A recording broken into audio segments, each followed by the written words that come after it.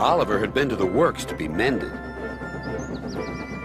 Some troublesome cars tricked him, and the Great Western engine fell into the turntable well.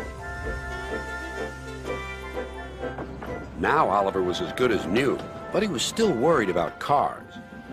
"I'd rather not use them," he puffed to himself. But the cars sang songs rude and loud.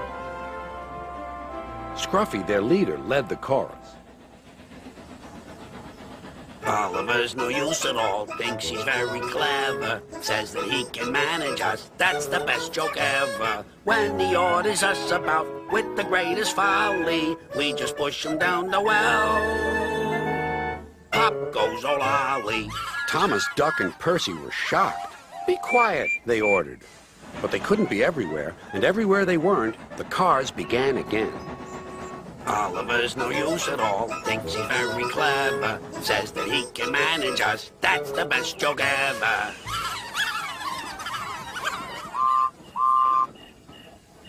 At last, the engines gave up.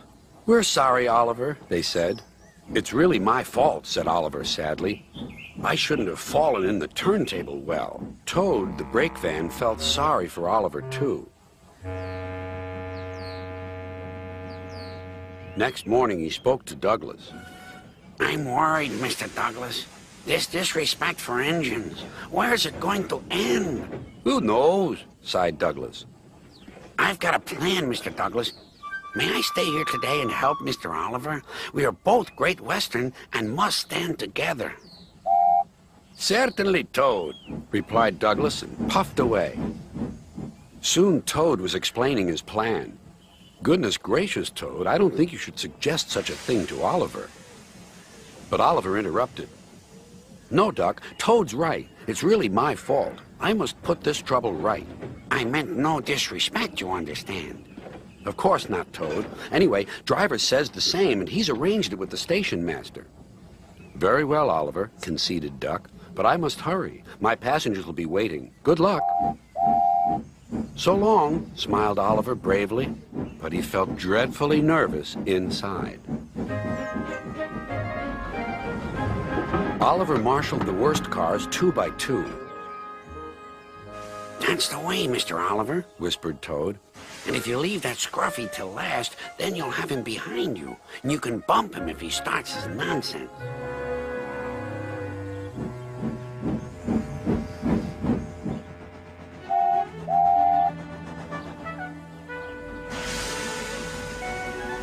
Hold back," whispered Scruffy, "and pass the word to the others."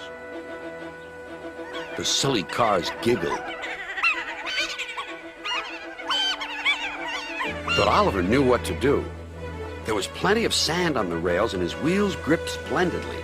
He gave a great heave. "Oh!" groaned Scruffy. "I don't like this." "Go on," yelled Duck. "Well done, boy, well done." "Oh!" wailed Scruffy. "I'm coming apart!"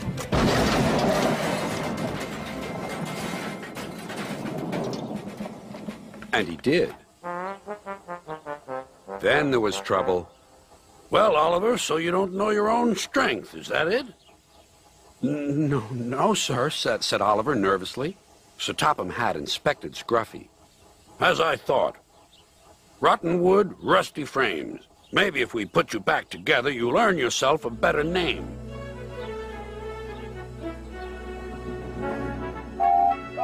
Nowadays, Oliver only takes the cars when the other engines are busy.